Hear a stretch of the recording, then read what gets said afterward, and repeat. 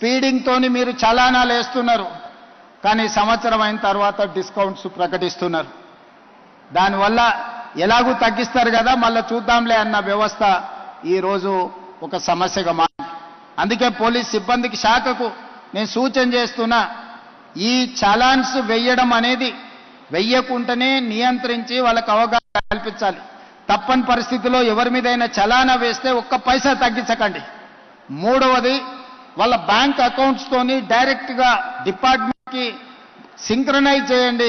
ఎప్పుడు చలానా పడితే ఆటోమేటిక్గా వాళ్ళ అకౌంట్లోకి వెళ్ళి డిడక్ట్ అయ్యి పోయే విధంగా ఈరోజు బండి రిజిస్ట్రేషన్కి వచ్చినప్పుడే ఆ బండి యజమాని యొక్క ఖాతాను మీరు తీసుకోండి, బ్యాంక్ అకౌంట్ను అటాచ్ చేయండి. ఏ బండి అయితే స్పీడింగ్ చేస్తుందో, ఏ బండి అయితే సిగ్నల్ జంప్ చేస్తుందో, ఏ బండికి అయితే చలానా పడుతుందో ఆటోమేటిక్గా ఆ యజమాని అకౌంట్లో నుంచి నగదులు బదిలీ అయ్యే విధంగా మీరు ఈరోజు టెక్నాలజీని వాడుకోండి. బ్యాంకులను కూడా సమన్వయం చేసుకోండి. లేకపోతే ఈ ప్రమాదాలను నియంత్రించడం కష్టమవుతుంది.